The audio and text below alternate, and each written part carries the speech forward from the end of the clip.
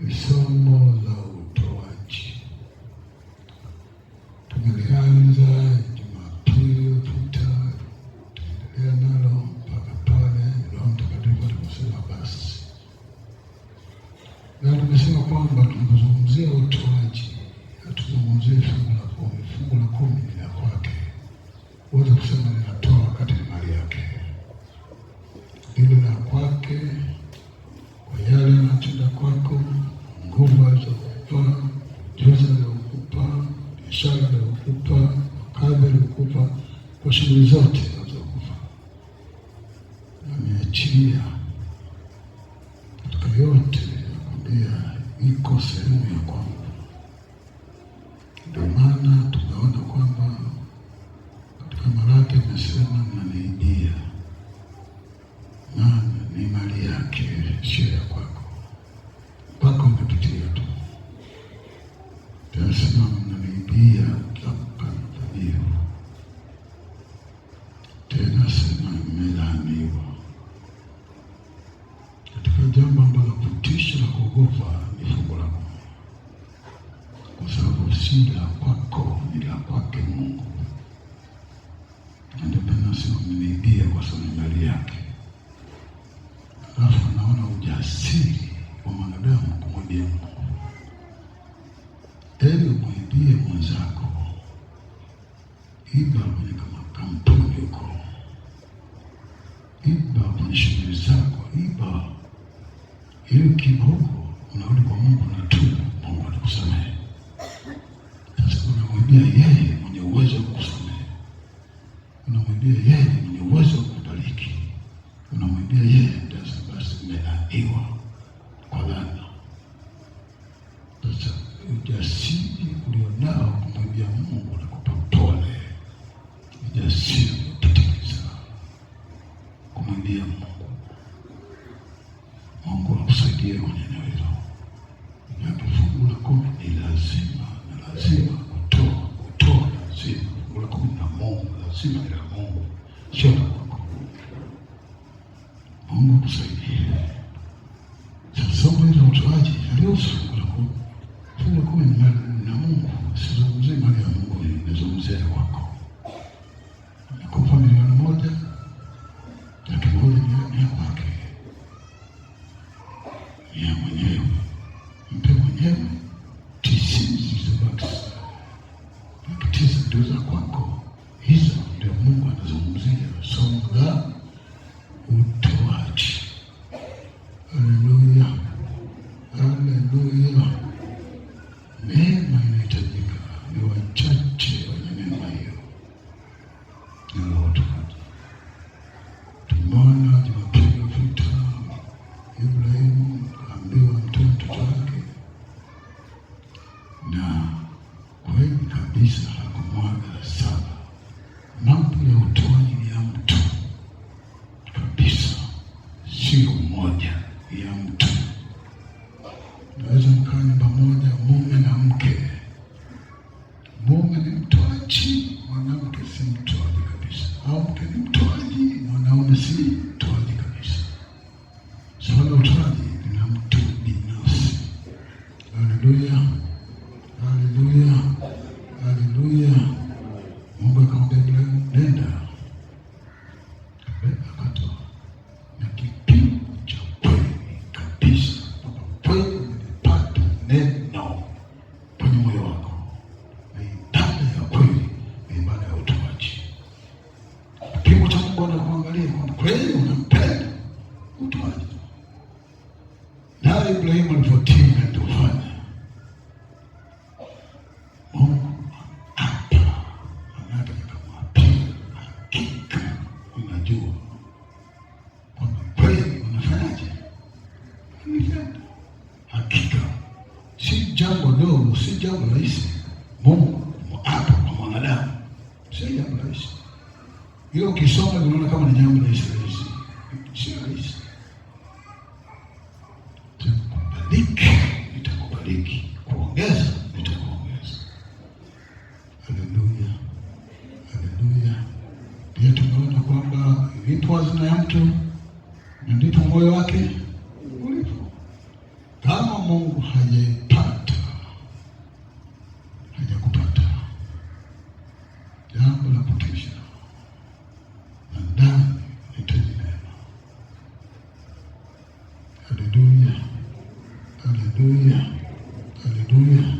Hebu leo tuangalie, leo kuna shule nyingi zaidi kuliko kuhubiri. Hebu tusome kwanza, tuone Matendo 5, tuone watu fulani walipatana kumwambia Mungu, kumkosea Mungu, walipatana. Manake tunapatana na pamoja na wizi, eneo la utoaji kwa ajili ya Mungu. Mungu akaweka mfano Matendo, kifo cha kimwili kabisa, manake ni kifo. Tamkuta Anania na, hebu soma moja, soma neno. Matendo sura ya 5 mstari wa kwanza. Ndio, hebu nikibishia hiki.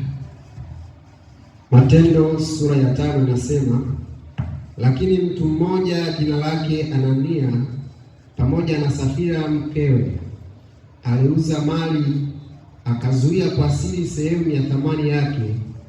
Mkewe naye alijua haya, akaleta fungu moja akaliweka miguuni pa mitume. Petro akasema, Anania, kwa nini shetani amekujaza moyo wako kumwambia uongo Roho Mtakatifu na kuzuia kwa siri sehemu ya thamani ya kiwanja kilipokuwa kwako, akikuwa mali yako? Na kilipokuwa kimekwisha kuuzwa, thamani yake haikuwa katika uwezo wako? Ilikuwaje hata ukaweka neno hili moyoni mwako? Hukumwambia uongo mwanadamu, bali Mungu. Mstari wa 5, Anania aliposikia maneno haya akaanguka akafa. Hofu nyingi ikawapata watu wote waliosikia haya. Vijana wakaondoka wakamtia katika sanda, wakamchukua nje wakamzika. Hata muda wa saa 3 baadaye mkewe akaingia, naye hana habari ya hayo yaliyotokea. Petro akamjibu, niambie, mlikiuza kiwanja kwa thamani hiyo? Akasema, ndiyo, kwa thamani hiyo. Petro akamwambia, imekuwaje hata mkapatana kumjaribu Roho wa Bwana? Angalia, miguu yao waliomzika mmeo ipo mlangoni, nao watakuchukua nje wewe nawe. Mara akaanguka miguuni pake akafa. Wale vijana wakaingia wakamkuta amekufa. Tosha. Huo ni utoaji usio sahihi, kaleta mauti, lakini walipatana kinyume na utoaji. Ogopa ulioana. Chunga sana swala utoaji na mtu mmoja, na mtoaji mwingine si mtoaji. Kifo kiliwapata. Biblia haijasema maneno mengi, sijui walianza, sijui ni nani, Safira au Anania.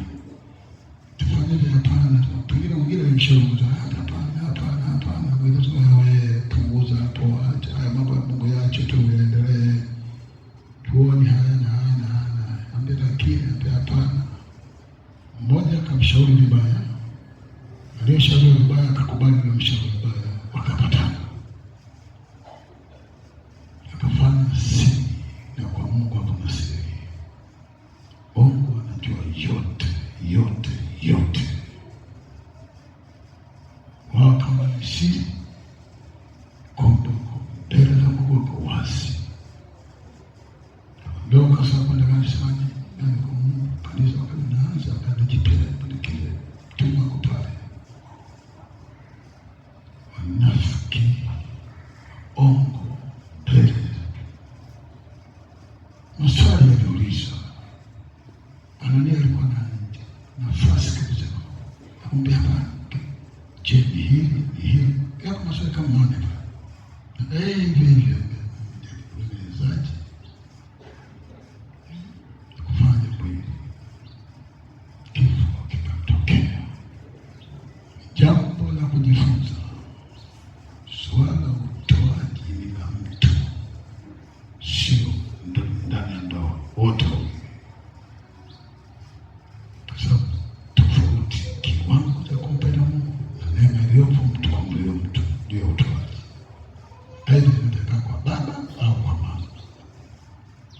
inayotokea neema haipo, basi wako basi, hiyo ni hasara.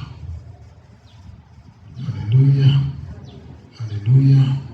Kifo cha kimwili kabisa kwa ajili ya utoaji. Hebu tuende Matendo 10, tuone mtu mwingine. Naangalia maandiko tu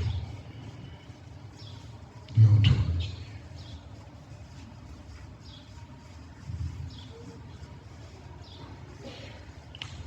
Soma mtumishi wa Bwana. Matendo 10 mstari wa kwanza inasema, palikuwa na mtu Kaisaria, jina lake Kornelio, akida wa kikosi kilichoitwa Kiitalia, mtu mtaua, mchaji wa Mungu, yeye na nyumba yake yote, naye alikuwa akiwapa watu sadaka nyingi na kumwomba Mungu daima. Akaona katika maono waziwazi, kama saa 9 ya mchana, malaika wa Mungu akamjia na kumwambia, Kornelio. Akamtazama sana, akaogopa, akasema, kuna nini Bwana? Akamwambia, sala zako na sadaka zako zimefika juu na kuwa ukumbusho mbele za Mungu. Sasa basi, peleka watu Yafa. Sala zako na wengi wanajificha kwenye maombi sana wakiutoaja, lakini jonda kutoka mbingu za mbingu mkamfikia Kornelio. Sala zako na sadaka zimefika wapi? Mbele za nani? Mbele za kwa nini? Ukumbusho. Utoaji unaweka ukumbusho. Haleluya, haleluya. Hebu weka kumbukumbu mbele za Mungu, jiwekee akiba kwa siku zijazo. Haleluya, haleluya. Hapo tunaona nini? Ni utoaji. Pia ukisoma kuna Dorcas, wote tunafahamu alifanyaje? Alikuwa ni mtoaji, akafa kupitia utoaji, alifufuka kufuka. Huku kina Anania wamekufa, Dorcas amefanya yote ni nini? Utoaji. Swala la utoaji ni muhimu sana. Sio wa kwanza, Mungu ndio mtoaji wa kwanza. Kama vyote unavyotumia vyote kaviumba vakavitoa kwa wanadamu, isitoshe wanadamu alipopotea akamtoa nani? Kwa maana jinsi Mungu aliupenda hata akamtoa mwana, alipenda akatoa. Ndio upende kutoa. Maana Mungu akamwambia Ibrahimu, sasa najua unanipenda. Mungu atusaidie. Haleluya, haleluya, haleluya. Napozungumzia utoaji, hebu nizungumzie mifano. Leo nipenda mifano waziwazi, michache tuachane. Kati tunaanza kanisa, bwana mmoja alitoa, ni familia yake. Huo ni mfano ndio hai. Miaka 10 tumekaa kwake, bali nyumba angepangisha, pata malipo, lakini akaitoa nyumba yote, akatoa eneo la kanisa, tukaanza. Biblia inasema ninamtolea Bwana. Haleluya, haleluya, haleluya. Tumekaa pale, ibada, tukapata chochote, lakini tulikuwa ni utoaji. Nafikia wakati kwa mtu tutoke pale baada ya miaka 10. Ndio hivi, kuna mtu ametoa, ni utoaji. Tunatoa ushuhuda utoaji, hata sasa tunakula kwa mchungaji kwa ajili ya kanisa au ni bado mtu tembea kwa ajili ya kanisa, kutoka kwa ajili ya kanisa kachukua, ina kwa ajili ya mtu. Tukae, nimeshanunua hapo kwa gharama tangu na nyumba. Kila rafiki yangu amenyenga nyumba, niipenda ni mtu tukae. Kama ni kanisa, si Mungu. Nampenda Mungu. Nenda katoa. Nenda kachukua. Tuko mpaka leo. Haleluya. Mtu amefanyaje? Ametoa. Amejenga nyumba yake hapa. Pata hela nyingi, lakini ametoa. Ametoa katika kwa ni kubwa sana. Umetoa, Mungu amekurudishia. Haleluya. Lakini kiwanja kinahitaji kuburuzwa. Kilikuwa hitaji utoaji. Japani akatoa. Ni Mjapani mambo ya Mungu. Sio Mungu. Kwa kuna jenga barabara pale Kifaya kuelekea Magomeni Faya. Sio kuburuza ukweli, ni kanisa. Kanisa mwambia kanisa, ila ni Mungu, tunamwabudu Mungu kupitia kanisa. Mwambia kanisa. Subiri. Bulldozer liko huko Nduchi, kimaliza tukimaliza kazi hakuna shida. Kwa kamaliza nikamwambia tena nikamkuta na huko hasa kusini pale. Sema kwa kweli muombe Mungu. Kwa Bwana atapeleka Japani, na kienda Japani wanaogopa watu wote malaria. Nikapi hata yendo. Karudi kaomba maombi ya nguvu ili kuzuia na pona. Na kweli Mungu akamponya na safari fulani ikazuilika. Baada ya muda kwa nafasi sana hayupo, yuko wapi? Yuko bandarini anajenga. Nikamwendea. Na mimi nikajitoa kwa kutembea pia. Haleluya. Na somo la pole utoaji ni nini? Hapana, bidi kujitoa. Nikamkuta kwa Bulldozer, Kimala, kanisa, Mungu. Bule. Kimala, kanisa, Mungu, bule. Akaleta Bulldozer. Tukaburuza masaa 10. Lakini tuko juu, chini ya huu waya. Kiwanja kupatikana. Sio kutosha. Itakiwa kama tena kuburuza. Kile kasema Mungu. Nampenda Mungu. Bule. Kanisa, bule. Kaondoka kina nafasi bado. Tunatafuta wenye neema ya kutoa. Haleluya. Tukajitoa wenyewe kwa kujitoa kwa mwili. Zamani kina mama sana hapo. Kina mama kaenda. Chimba. Tunajitoa. Mpaka sasa kwa usiku. Tunajikalani hoi. Tupo kwa tumechoka. Majembe tuliambiwa mapya kama mabutu. Tukajitoa sisi tumejitoa kwa mwili yetu. Haleluya. Tukapata mwingine akaja sema kwaje. Hili eneo la kiwanja liko wapi? Kama tukamwonyesha hilo, wako ambao unachimba. Sema mimi nitatoa, nampenda mpaka kanambia watesa watu kuchimba. Nikamwambia tulia. Kaambia Biblia inasema mpende Bwana kwa mali yako yote, kwa nguvu zako zote, kwa kila kitu. Sema kwa sababu sisi tuna nguvu, tumejitoa. Sasa tunamhitaji anayempenda Mungu kuburuza.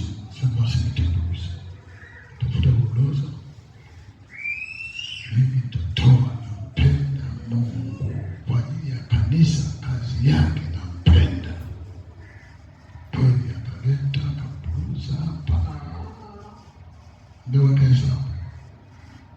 Kaweka hesabu. Tukapata eneo. Haleluya. Uburuzaji hakutaka hata senti moja. Kwa sababu anampenda nani? Mungu. Ametoa. Jina la Bwana libarikiwe. Kati umefika. Kujenga.